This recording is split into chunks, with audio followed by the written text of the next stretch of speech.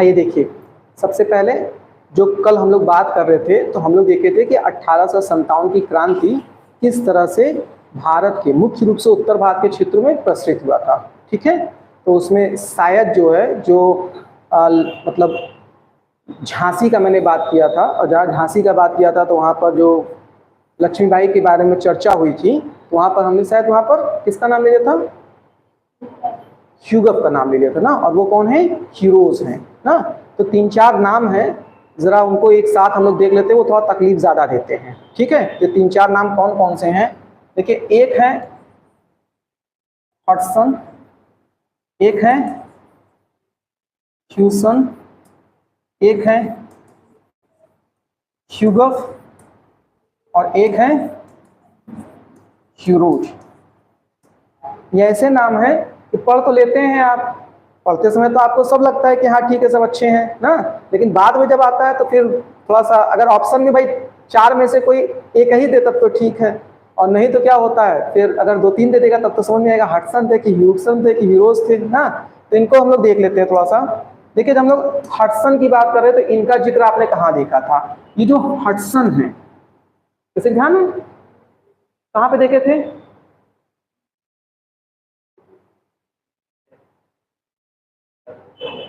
दिल्ली में दमन कर रहे थे। तो पहले आपने देखा था कौन आए थे, निकोलसन आए थे। ठीक है, और इनकी मृत्यु के बाद जो अंततः दमन किए थे वो कौन आए थे, हडसन आए थे। तो इसका मतलब इनका संबंध किससे हो जाएगा, 1857 दिल्ली। ठीक, ये पहचान बता रहे हैं कि आप ध्यान रखिएगा किसका संबंध किससे है। ठीक है, इसी तरह से हम लोग ह्यूसन की बात करते हैं। ह्यूसन कौन थे,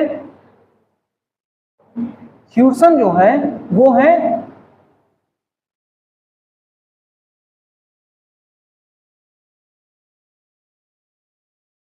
ह्यूसन जो है ये है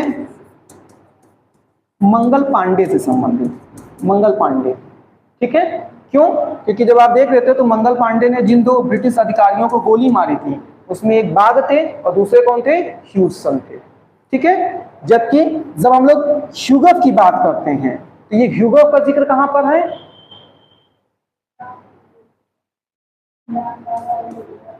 प्रथम आंग्ल सिख युद्ध। ठीक है, जहां पर देखा था कि जो लाल सिंह तेजा और एक और जो सेनापति थे,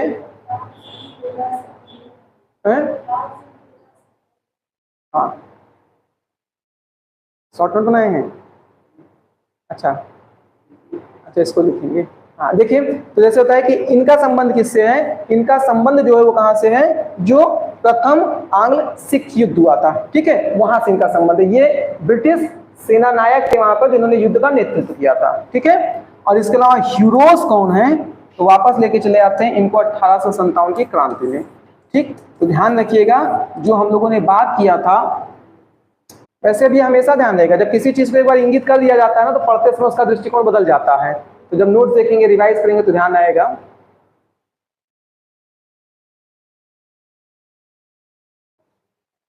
इसी में लिख लीजिए ह्यूरोज झांसी में दमन 1857।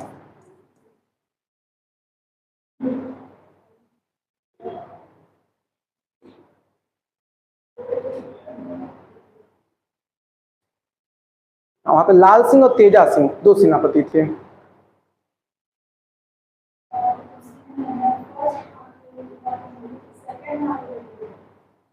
सेकेंड वाले भी हैं, सेकेंड वाले में, हाँ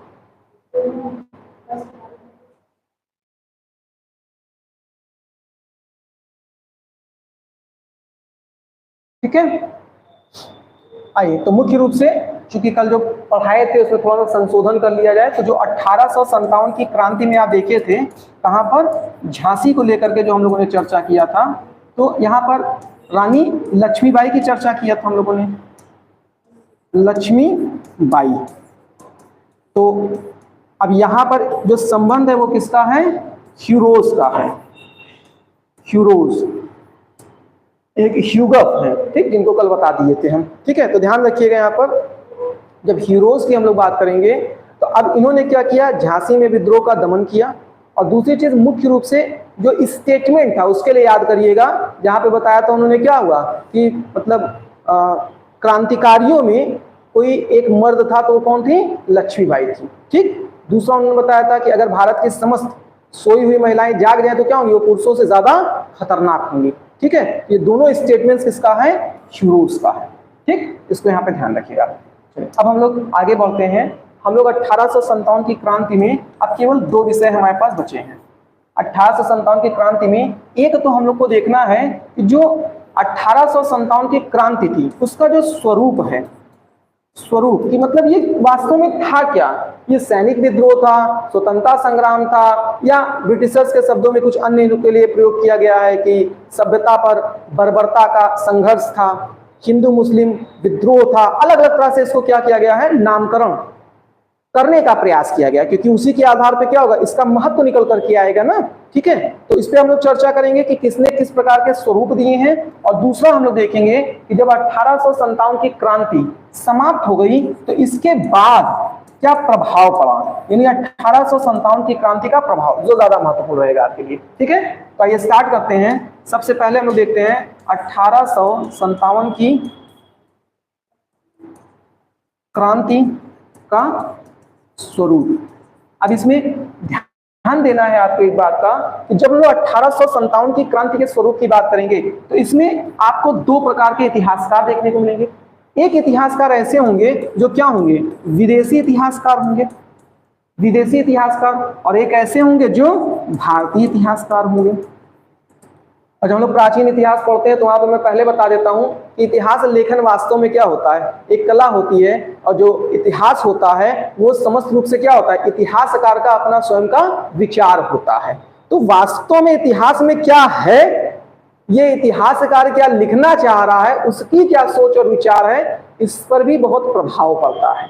जैसे जब हम 1857 की क्रांति का स्वरूप देखेंगे तो जो ब्रिटिशर्स थे वो लगातार इसे क्या करते थे, ये धर्मांधों का संघर्ष, सभ्यता पर बर्बरता का संघर्ष, हिंदू मुस्लिम विद्रोह या छिट्ट पिट्ट विद्रोह के नाम से परिभाषित करने का प्रयास कर रहे हैं, ताकि इसको एक बड़ी भूमिका में लाकर नहीं रखना चाह रहे हैं। वही भारतीय इतिहासकारों ने इसके लिए क्या है, प्रथम स्वतंत्रता संग्राम, प्रथम राष्ट्रीय आंदोलन, इस तरह की संज्ञा को ला करके दिया है। ठीक है, तो यहीं पर एक जहां पर हम लोग कह रहे हैं तो ध्यान रखिएगा, क्योंकि प्रथम स्वतंत्रता संग्राम जिक्र आ गया है तो ध्यान रखिएगा कि भारत में ये पहला सैनिक विद्रोह नहीं था। अभी इस पे हम चर्चा कर ले रहे हैं, क्योंकि ये पॉइंट ध्यान आकर बता दे रहे हैं। पहला सैनिक विद्रोह नहीं था भारत में। जो प्रथम सैनिक विद्रोह हुआ है वो कौन सा हुआ है, तो वो हुआ है 1764 में। 1764 में क्या होता है, जब बक्सर का युद्ध हो रहा था तो आपने देखा था उसका नेतृत्व कौन कर रहा था, हेक्टर मुनरो कर रहा था। तो हेक्टर मुनरो की एक सेना की टुकड़ी वो जा करके मीर कासिम के साथ मिल गई थी, मीर कासिम के साथ। तो इसे प्रथम सैनिक विद्रोह के रूप में जाना जाता है। ठीक है, ये सैनिक क्या थे, ब्रिटिशर्स के थे, और उन्होंने क्या किया, ब्रिटिश के साथ विद्रोह करके उसके विरोधी मीर कासिम, शाह आलम द्वितीय, और जो आपने नवाब अवध के देखे थे, ठीक है, सिराजुद्दौला, इनके साथ जाकर जुड़ गए। तो मुख्य रूप से यहाँ पे मीर कासिम की सेना के साथ जाकर के जुड़ गए थे। ठीक है, तो इसे प्रथम सैनिक विद्रोह के रूप में भी जाना जाता है, हालांकि इसका जिक्र कम मिलता है क्योंकि इतना व्यापक नहीं था ना। बस एक युद्ध में सेना की एक टुकड़ी निकली और क्या की, मीर कासिम के साथ जाकर के मिल गई थी। ठीक, लेकिन इसका भी जिक्र है, इसको ध्यान रखिएगा। आइए अब हम लोग यहाँ पर देखते हैं। तो पहले हम लोग देखेंगे कि विदेशी इतिहासकारों ने इसको क्या कहा है, और उसके बाद देखेंगे भारतीय इतिहासकारों ने इसे क्या कहा है। तो आइए स्टार्ट करते हैं। विदेशी इतिहासकार के मत। जब हम लोग विदेशी इतिहासकार के मत के बारे में बात करेंगे तो ध्यान रखिएगा यहां पर, जैसे पहला, हिंदू मुस्लिम संघर्ष किसने कहा है, जेम्स आउट्रम और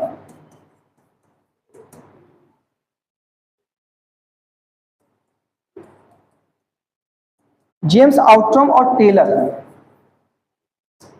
जेम्स आउट्रम और टेलर, इन्होंने क्या कहा है, हिंदू मुस्लिम षड्यंत्र कहा है। ठीक है, इसके अलावा दूसरे ने क्या कहा है, तो दूसरे ने कहा है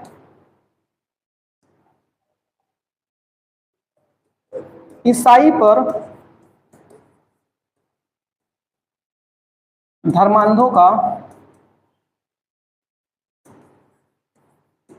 संघर्ष। अब ये किसने कहा है, तो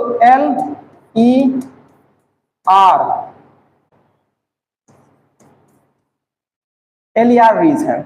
इसका अर्थ क्या है, देखिए यहां पर क्या बताना चाह रहे जो ईसाई लोग हैं, इसका मतलब क्या है कि वास्तव में जब वो वहां पर गए, लोगों की संस्कृति में सुधार करना चाह रहे थे, लोगों जो असभ्य थे उनको सभ्य बनाना चाह रहे थे, तो यहाँ पे जो धर्मांध थे, धर्मांध मतलब धर्म के प्रति जो अंधे थे, जिनकी आस्था इतनी प्रगाढ़ थी कि वो धर्म में क्या थे, कुरीतियों को रखे हुए थे और उसके बावजूद उससे बाहर निकलना नहीं चाह रहे थे। मतलब कुछ प्रकार से ये धार्मिक संघर्ष दिखाने का प्रयास कर रहे थे, ठीक है। और उस धार्मिक संघर्ष में भी लगातार अपने आप को श्रेष्ठ बताने का प्रयास किए हैं कि हम बेहतर थे, और वहां पर लोगों को क्या थे, इंसान बनाने की कोशिश कर रहे थे, ठीक है। तो ये क्या है, L-E-R रीज है। इसके अलावा और क्या है, इसके अलावा एक कहा गया है सभ्यता पर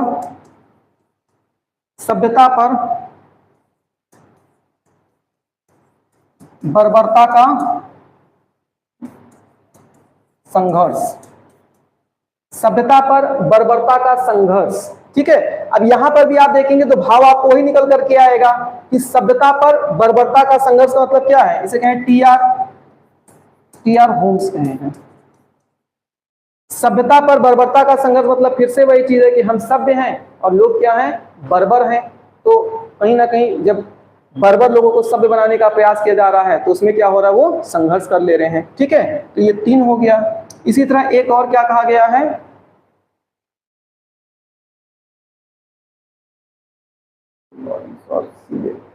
अब इसके अलावा चौथा जो है, इसे सिपाही विद्रोह कहा गया।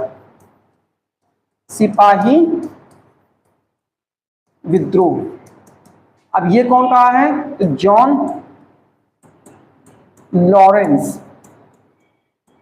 लॉरेंस और सीले। तो इन्होंने क्या कहा, सिपाही विद्रोह का मतलब ये कोई बहुत बड़ा संघर्ष या स्वतंत्रता को लेकर के संघर्ष नहीं था, ये केवल एक छोटा सा सिपाही विद्रोह था। इसके अलावा इसे ब्रिटिशर्स में राष्ट्रीय विद्रोह की संज्ञा केवल एक ने दिया है, बेंजामिन डिज़रायली।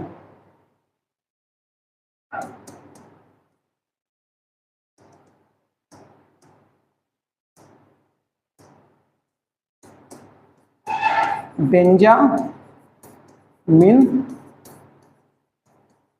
डिज़रायली, ठीक है।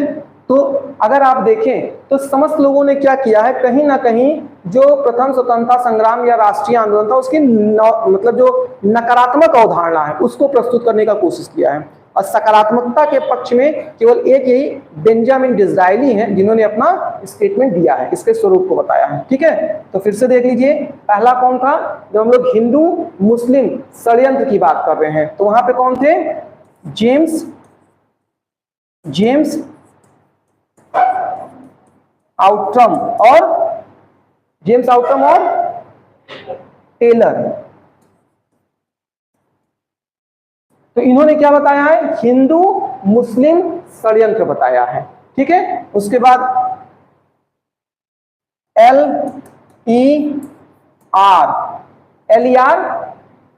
रीज, तो L-E-R रीज जो थे इन्होंने क्या बताया, ईसाई पर धर्मांधों का संघर्ष बताया है, ठीक है, ईसाई पर धर्मांधों का संघर्ष। इसके अलावा फिर हम लोग देखे थे टी.आर. होम्स थे। तो टी.आर. होम्स ने क्या बताया है, टी.आर. होम्स ने बताया है कि सभ्यता पर बर्बरता का संघर्ष हो रहा है, ठीक है। इसके अलावा जॉन लॉरेंस और सीले हैं। तो जॉन लॉरेंस और सीले ने क्या बताया, इसे सैनिक विद्रोह बताया है। ये सभी के नकारात्मक अवधारणा थी, और उसके अलावा एक बेंजामिन डिज़ाइली हैं। Benjamin Disraeli. बेंजामिन डिज़रायली ने क्या बताया इसे? बेंजामिन डिज़रायली ने इसे जो है वो राष्ट्रीय संग्राम या राष्ट्रीय आंदोलन की संज्ञा दी है। ठीक है, डिज़रायली।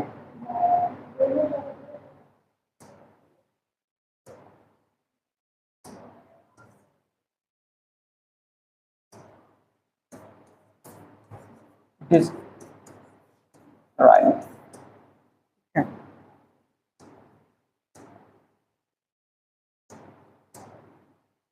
आइए अब देखते हैं भारतीय इतिहासकार के क्या मत हैं। भारतीय इतिहासकार, ठीक है, तो भारतीय इतिहासकार में इसे राष्ट्रीय विद्रोह की संज्ञा दे रहे हैं। राष्ट्रीय विद्रोह कौन दे रहा है? एक है ईश्वरी प्रसाद और दूसरे हैं SN सिंह। इन दोनों लोगों ने क्या बताया? इसे राष्ट्रीय विद्रोह बताया है। ठीक है, जबकि दूसरे स्तर पर हम लोग देखें तो प्रथम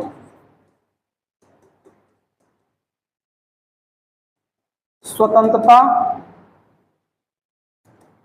संग्राम या सुनियोजित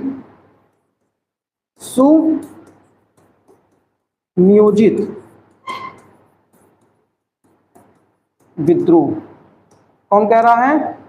ये कह रहे हैं वीडी सावरकर और अशोक मेहता। अशोक मेहता।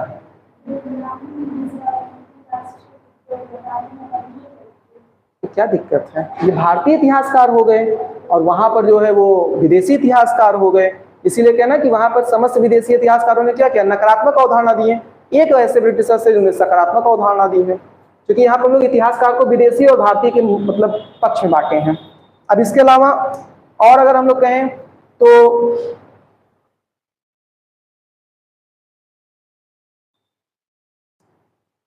न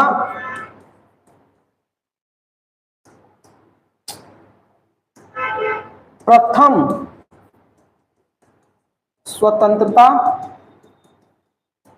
संग्राम, न प्रथम राष्ट्रीय आंदोलन, न सुनियोजित आंदोलन। कौन कह रहे हैं? RC मजूमदार कह रहे हैं। मतलब इनके अनुसार ना तो ये प्रथम स्वतंत्रता संग्राम था, ना ये प्रथम राष्ट्रीय आंदोलन था, ना ही किसी प्रकार का सुनियोजित मतलब विद्रोह किया गया था। ठीक है, तो ये जो है ये RC मजूमदार हैं। एक इसके अलावा जो है जन क्रांति कहा जा रहा है। जन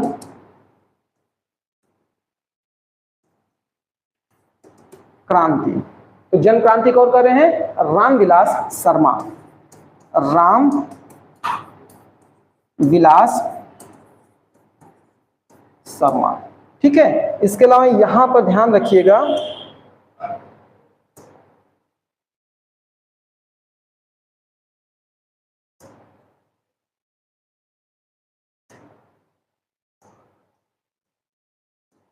ये जो सिपाही विद्रोह है इसका समर्थन, ये जो जॉन लॉरेंस और सीले ने कहा है, इसका समर्थन दो भारतीय इतिहासकार भी कर रहे हैं। एक है दुर्गादास और दूसरा है सर सैयद अहमद खान। सैयद अहमद खान, इन लोगों ने भी क्या कहा है? सिपाही विद्रोह कहा है। ठीक है, कितने लोग हैं? ठीक है, तो देखिए यहां पर ध्यान रख लीजिएगा। देखिए पहले एक तरफ से ही आप याद कर सकते हैं। ठीक है, पहले या तो आप इतिहासकार का नाम याद कर लीजिए, तब फिर आपके दिमाग में आएगा कि इनका क्या स्टेटमेंट हो सकता है। और या तो आप क्या करिए, पहले स्टेटमेंट याद करिए, तब आप देखिए कि किस इतिहासकार ने कहा है। तो जैसे अगर मान लीजिए हम लोग चल रहे थे, उस क्रम में चलना चाहते हैं, तो पहले किसका चित्र करेंगे? पहले स्टेटमेंट को या तो ध्यान में रखिए ना। तो अगर पहले स्टेटमेंट को ध्यान में रख रहे हैं तो पहला स्टेटमेंट क्या था? पहला स्टेटमेंट था हिंदू मुस्लिम, अभी ब्रिटिश उसके मतलब विदेशी में बात कर रहे हैं, तो हिंदू मुस्लिम संघर्ष, तो जेम्स आउटरम या टेलर आप कह लीजिए, ठीक है। इसके अलावा अगर हम लोग दूसरे स्तर पे बात करें तो फिर हम लोग देख रहे थे ईसाई पर धर्मांधों का संघर्ष था। कौन थे? LER रीज हो जा रहे हैं, ठीक है। फिर उसके बाद आपने देखा कि सभ्यता पर बर्बरता का संघर्ष था। कौन थे? TR होम्स थे, ठीक है। फिर उसके बाद आपने देखा सिपाही विद्रोह है, तो सिपाही विद्रोह कौन कर रहे हैं? जॉन लॉरेंस है और सीले हैं, ठीक है। इसके बाद फिर आपने देखा कि इसी स्टेटमेंट का, सिपाही विद्रोह का समर्थन भारतीय इतिहासकारों में दुर्गादास और सर सैयद अहमद खां कर रहे हैं, ठीक है। फिर इसके बाद आप देख रहे हैं तो अगले चले आते हैं जिन्होंने बताया कि यह राष्ट्रीय आंदोलन था, तो कौन है? बेंजामिन डिज़रायली है, ठीक है। अब इसके बाद हम लोग भारतीय मतों पे चले आते हैं, तो स्वतंत्रता संग्राम किसने कहा है?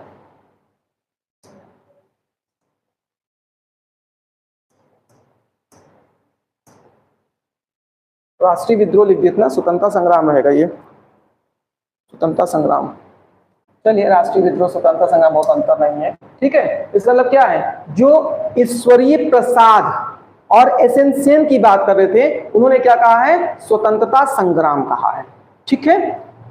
वहीं अगर दूसरे स्तर पर हम लोग बात कर रहे थे तो अब उसके बाद जैसे रामविलास शर्मा आ गए थे, उन्होंने क्या कहा? जन क्रांति कहा है, जन क्रांति, ठीक है। इसके अलावा फिर हम लोगों ने बात किया था कि VD सावरकर और अशोक मेहता जैसे लोगों ने क्या कहा? इसे प्रथम राष्ट्रीय आंदोलन कहा है, प्रथम स्वतंत्रता संग्राम कहा है, ठीक है। और इसके अलावा फिर अगर लोग बात करें तो एक RC मजूमदार आ जा रहे हैं, जिन्होंने ना तो इसको जो है प्रथम राष्ट्रीय आंदोलन माना है और ना ही प्रथम स्वतंत्रता संग्राम माना है, ठीक है। अब यहाँ पर थोड़ी सी बातें यहाँ पर और देख लेते हैं, उसके बाद हम लोग आते हैं। देखिए, जैसे SN सेन है, SN सेन, अब इनके बारे में हम लोग चर्चा किया था ना। SN सेन ने क्या कहा है? राष्ट्रीय संग्राम कहा था, ठीक, जो ईश्वरीय प्रसाद के साथ जोड़ रहे हैं। तो इनकी जो एक पुस्तक है, उस पुस्तक का नाम है 1857। तो ध्यान रखिएगा, 1857 एक पुस्तक है, किसकी है? SN सेन की है, इसी विषय पर पूरी पुस्तक है, ठीक है। इसके अलावा चूंकि यहां पर देख रहे हैं आप क्या है? सुनियोजित राष्ट्रीय विद्रोह की चर्चा हो रही है। किसने कहा है? तो VD सावरकर और अशोक मेहता जैसे इतिहासकारों ने, मतलब VD सावरकर और अशोक मेहता मुख्य रूप से इतिहासकार नहीं, ये स्वतंत्रता सेनानी लोग थे, ठीक है। तो VD सावरकर और अशोक मेहता जैसे लोगों ने क्या कहा है? इसके लिए सुनियोजित कहा है। और आप जानते हैं सुनियोजित मतलब किसी को जब आप प्लान करके करते हैं ना, तो यहाँ पर उन्होंने प्लानिंग के तथ्य क्या बताया जो आपको 1857 की क्रांति में देखने को मिला है, ठीक। तो जो घटनाक्रम है उसी को इन्होंने इंगित किया है। तो मुख्य रूप से देखिए तो यहाँ पर क्या था कि जो विद्रोह था, उस विद्रोह के प्रसार के लिए कुछ प्रतीक चिन्ह का प्रयोग किया गया है। तो उस समय क्या होता था? जो विद्रोह होता था, भाई जैसे आज आप अपने विचारों को, संदेशों को तमाम माध्यम है जहां पर अपने संगठन के सदस्यों के साथ जोड़कर देखते हैं, उस समय कैसे करते हैं? एक तरफ तो आपके पास क्या थे? संसाधन सीमित थे, संचार माध्यम कमजोर थे। दूसरी तरफ एक ब्रिटिश शासन प्रणाली थी जिनका खुफिया तंत्र भी होता था और शक्ति भी मजबूत होती थी। कहीं बात लीक हो जाती तो क्या वो चाहेगा कि उसके जो विचार है वो आम जन के बीच में जाए? वो तो मैसेज होगा, देखते ना, कोडिंग के माध्यम से होता है। यही आप देखते ना कि फिर डिकोड उसको किया जाता है। तो इसका मतलब क्या है? उस समय भी प्रतीक चिन्ह जो मतलब विद्रोह का प्रसार में मदद कर रहा था वो क्या था? कमल का फूल था, कमल का फूल, और क्या था? चपाती था।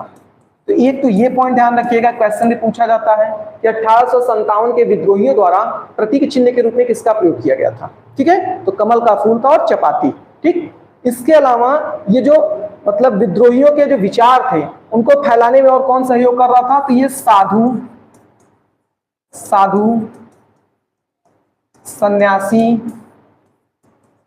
फकीर, कुछ इस तरह के लोगों द्वारा क्या कर रहा था? विचारों का प्रसार किया जा रहा था ताकि इनके ऊपर क्या है, लोगों का शक कम जाएगा। ठीक है, बाद में इसीलिए ऐसा भी हुआ था इस सब के दौर के बाद एक ऐसा दौर आ गया था ना कि मतलब साधु सन्यासी फकीर वगैरह क्या होते थे, ब्रिटिशर्स उनके ऊपर बड़ी निगरानी रखते थे, उनको बड़ी संदिग्ध की निगाह से देखते थे, संदेह की निगाह से देखते थे, क्योंकि पता नहीं वो किस रूप में क्या कार्य कर रहे हैं। ठीक है, तो जनरली लोग उनके ऊपर सवाल तो उठाएंगे नहीं। देखिए इसके अलावा अब ये इतनी बातें हो गई, अब हम लोग देखते हैं 1857 की क्रांति का प्रभाव। की क्रांति का प्रभाव, अगर हम लोग 1857 की क्रांति का प्रभाव इस पे चर्चा करें तो देखिए अब सबसे पहला हम लोग देखना पड़ेगा। देखिए 1 नवंबर 1858, अब ब्रिटेन की महारानी द्वारा यह घोषणा कर दिया गया कि भारत के क्षेत्रों में जो कंपनी का शासन है, कंपनी का शासन इसे समाप्त किया जा रहा है। भारत के क्षेत्रों में कंपनी का शासन समाप्त, क्योंकि शुरू से जितना भी आप देख रहे थे व्यवस्थाएं थी वो सभी क्या थी, कंपनी के माध्यम से चल रहा था। अब यहां पर क्या किए, जब कंपनी का शासन समाप्त हो गया तो भारत का शासन अब कहां चला गया, ब्रिटेन के क्राउन के हाथ में। और क्राउन का तात्पर्य क्या है, जो भी ब्रिटेन का ताज धारण करता है, यानी वहां का राजा या महारानी। ठीक, और आप जानते हैं कि आज भी ब्रिटेन में क्या संवैधानिक प्रमुख के रूप में कौन होता है, वो वहां के राजा ही होते हैं। ऐसी स्थिति में जैसे दूसरे संदर्भ में समझिए कि जैसे ही कोई चीज ब्रिटेन के क्राउन के हाथ में गया, इसका मतलब वहां पर ब्रिटेन की सरकार यानी जो संसद थी उसके अधीन हो गया। ठीक, यानी अब ये लोकतांत्रिक प्रक्रिया से जोड़ने का प्रयास कर रहे थे। ठीक है, ध्यान रखिएगा, क्योंकि आप जानते हैं ब्रिटेन में क्या है, संसद की सर्वोच्चता है, तो संसद से सारे कानून और प्रावधान बन करके आते थे। ठीक है, तो कुल मिलाकर के पहली चीज क्या ध्यान रखेंगे कि 1857 की क्रांति के पश्चात क्या हो रहा है, अब ब्रिटेन की महारानी द्वारा इस बात की घोषणा कर दी जा रही है कि कंपनी का शासन समाप्त होता है और अब भारत का पूरा शासन प्रशासन किसके द्वारा होगा, वो ब्रिटेन के क्राउन द्वारा होगा, अर्थात ब्रिटेन की सरकार द्वारा होगा। ठीक है, अब दूसरा यहां पर क्या हुआ, क्योंकि वो ये दिखाना चाह रहे थे कि भारतीयों का जो पूरा शोषण हुआ है और इनके साथ जितने भी प्रकार से अनैतिक व्यवहार किए गए हैं वो कंपनी और उसके कर्मचारियों द्वारा किया गया था, इसलिए हम कंपनी को हटाते हैं और अब भारत के पूरे संरक्षण का प्रावधान ब्रिटेन की संसद के अधीन कर देते हैं, ब्रिटेन की सरकार के अधीन कर देते हैं। ठीक है, अब इसीलिए इन्होंने क्या किया कि यहां पर जो भारत के गवर्नर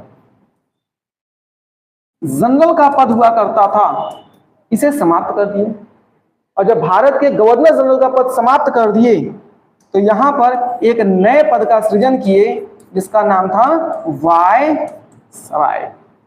और वायसराय का मतलब क्या होता है, वायसराय का मतलब होता है राजा का प्रतिनिधि, राजा का प्रतिनिधि। ठीक है, तो ध्यान रखिएगा, अब 1857 के बाद से जो सबसे बड़ा ब्रिटिश अधिकारी आप सुनते हैं वो कौन कहलाएगा, अब उसके लिए वायसराय शब्द का प्रयोग हुआ। अभी तक जो बात हो रही थी वहां पर क्या था, गवर्नर जनरल को लेकर के हम लोग बात कर रहे थे। ठीक है, अब यहीं पर देखिए मैं बार बार कहता हूं ना कि देखिए किस प्रकार से भारतीयों को बेवकूफ बनाया जा रहा है।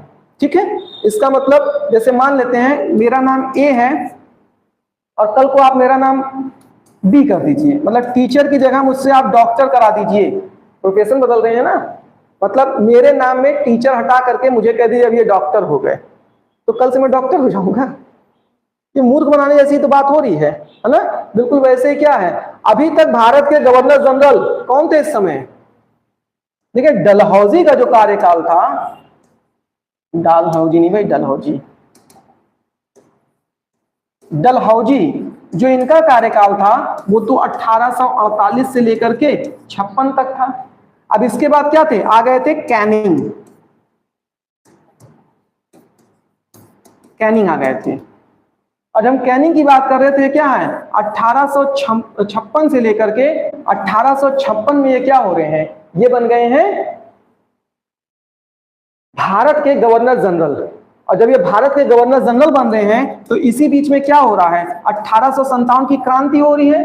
और जब 1857 की क्रांति हो रही है 1857 तक ना। 1857 की जब क्रांति हो रही है तो ये देखिए क्या है, ये इस बीच में भारत के गवर्नर जनरल हुए कि नहीं हुए।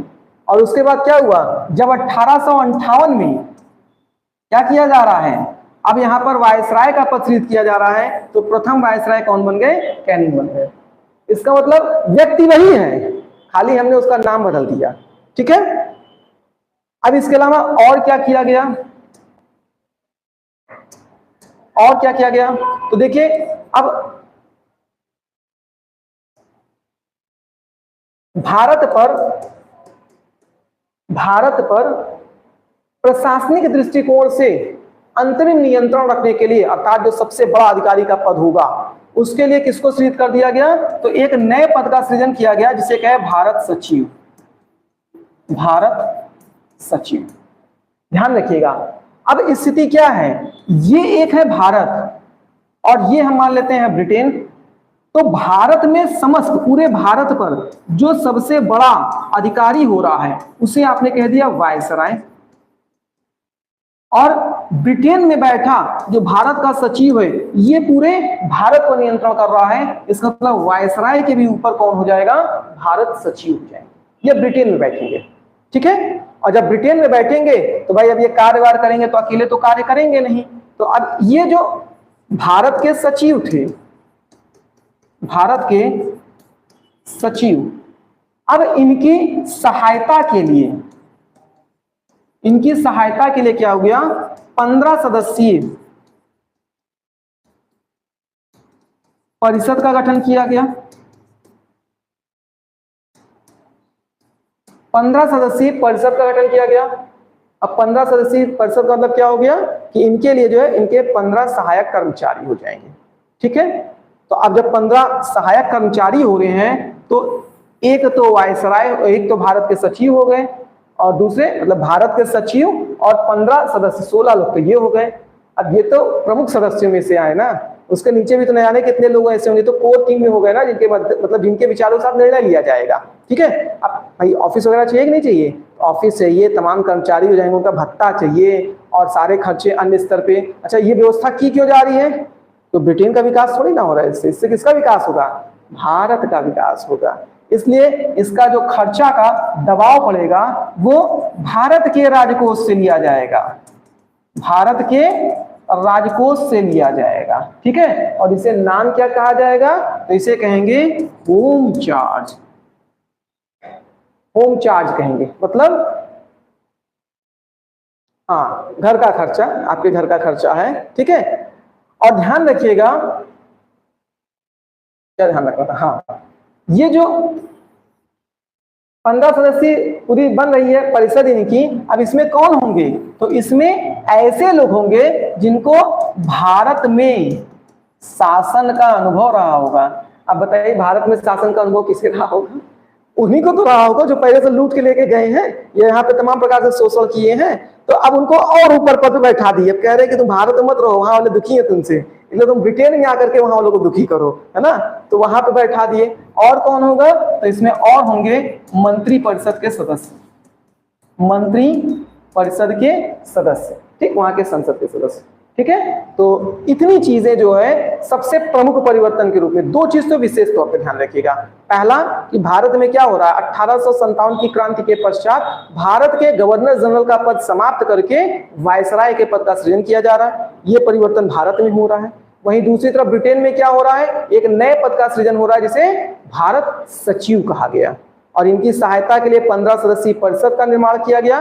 और इनके जो खर्चे होंगे, वेतन भत्ते और कार्यालय, मतलब वेतन भत्ते और कार्यालय के जो अन्य खर्चे होंगे वो सब भारत से लिया जाएगा। इसी को क्या कह दिया गया, होम चार्ज कह दिया गया। ठीक है, और क्या हुआ, तो और स्तर पे अगर आप देखेंगे तो फिर बड़े पैमाने पर इनकी राजनीतिक,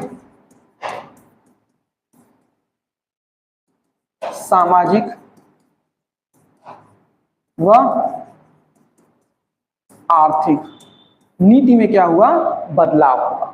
ठीक है, सीमित समय के लिए, ऐसा नहीं बस कुछ समय के लिए, 2, 4, 5, 10 साल, 15 साल, लोग थोड़ा सा क्या रहे, समझे कि हाँ अच्छी सरकार आई है, अच्छा काम कर रही है। इसीलिए आपने यहाँ के बाद देखा था, तो हम लोग कौन सा काल पढ़ रहे थे, तो हम लोग यहाँ पर पढ़ रहे थे कि अब ये क्या था, वित्तीय पूंजीवाद का दौर आ गया था।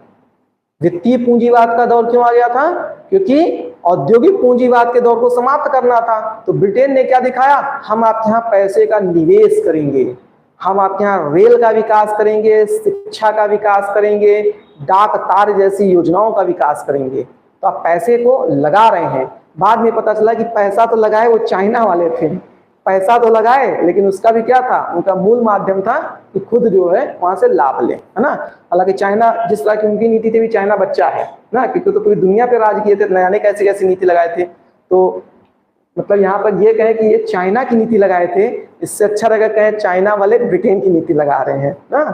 तो अब इसके तहत क्या हो रहा है, राजनीतिक दृष्टिकोण से अगर आप देखेंगे तो राजनीतिक दृष्टिकोण से बड़े बदलाव क्या होंगे। राजनीतिक दृष्टिकोण से बड़े बदलाव के स्तर पे आप देखेंगे कि अब इन्होंने जैसे राजा व जो नवाब की जो उपाधि समाप्त कर रहे थे वो समाप्त करना बंद कर दिया। ठीक, देशी रियासतों को जो विलय करने का काम कर रहे थे वो भी इन्होंने बंद कर दिया। मेंस के दृष्टिकोण से बता रहे हैं, आप कैसे भी बातों को लिख सकते हैं। ठीक है, तो वो भी क्या किया, इन्होंने बंद कर दिया। तो ये सब क्या है, राजनीतिक दृष्टिकोण से आके पॉइंट जुड़ेंगे आपके। अब अगर हम लोग बात करें तो यहाँ पर क्या सामाजिक दृष्टिकोण से क्या होगा, तो सामाजिक दृष्टिकोण से लास्ट डे की क्लास में भी शायद बताया था कि 1857 की क्रांति के बाद ब्रिटिशर्स लगभग 2 दशकों तक क्या थे, भारत के किसी भी सामाजिक और जो प्रथाएं या मान्यताएं थी उनमें हस्तक्षेप करना बंद कर दिए थे। तुम्हारे क्या विधवा विवाह नहीं होता है, मत करो। तुम्हारे क्या बाल विवाह होता है, कर लो। तुम्हारे क्या सती प्रथा होता है, कर लो। हम नहीं बोलने वाले हैं ना, बहुत लंबा भी संघर्ष करके आए हैं। ठीक है, इसके अलावा आर्थिक दृष्टिकोण से अगर हम लोग बात करें तो मैंने आपको अभी बताया ना कि अब यहाँ पर क्या हो रहा था, वित्तीय पूंजीवाद का चरण प्रारंभ हो रहा था, जहां भारतीयों को ये दिखाने का प्रयास किया गया कि हम आपके यहाँ पैसे का निवेश कर रहे हैं ताकि हम आपके यहाँ का विकास कर सके। लेकिन उसका मूल उद्देश्य क्या था, पुनः एक बार भारतीयों को संगठित करके उनका शोषण करना था। ठीक है, भारतीयों से पैसे का निवेश करवाए, भारतीयों से क्या किए, पूरा जो इंफ्रास्ट्रक्चर था उसका तैयार करवाए, और उसके बाद क्या किए, उससे पुनः भारतीयों का ही शोषण किए। ठीक है, क्लियर है। तो इस तरह से आपका क्या हो रहा है, 1857 की क्रांति समाप्त होती है। ठीक, कल की क्लास में हम लोग क्या पढ़ेंगे, तो चूंकि यहां पर आपने देखा कि 1857 के बाद एक बड़ा बदलाव ये आ रहा है कि वायसराय का पद सृजित हो रहा है। तो हम लोग क्या देखेंगे, हम लोग देखेंगे कि किस प्रकार से बंगाल के गवर्नर से बंगाल के गवर्नर जनरल और भारत के गवर्नर जनरल तक ये पद का सृजन हुआ है। और फिर देखेंगे कि किस तरह से बंगाल के गवर्नर से भारत के गवर्नर तक इन ब्रिटिश अधिकारियों का क्रम रहा है। तो इससे होगा क्या, एक सबसे अच्छी बात है कि केवल आपको ब्रिटिश अधिकारियों का नाम याद करना पड़ेगा और उनके थोड़े से जो सन है उनको ध्यान रखना पड़ेगा, क्योंकि समस्त घटनाक्रम तो आप देख ही चुके हैं, सारे घटनाक्रम आप देख चुके हैं। तो किस शासन काल में कौन कौन से मतलब कार्य हो रहे हैं, उसी से आप अंदाजा लगा लेंगे कि ये किस गवर्नर या गवर्नर जनरल या आप कह सकते हैं भारत के गवर्नर जनरल के काल में हो रहा है। क्योंकि इससे भी क्वेश्चन पूछा जाता है, कोई घटनाक्रम दे देगा और फिर पूछ लेगा कि इस समय बंगाल के गवर्नर कौन थे, या बंगाल के गवर्नर जनरल कौन थे, या भारत के गवर्नर जनरल कौन थे। ठीक है, क्लियर है। तो कल हम लोग इस पर चर्चा करेंगे। ठीक है, चलिए।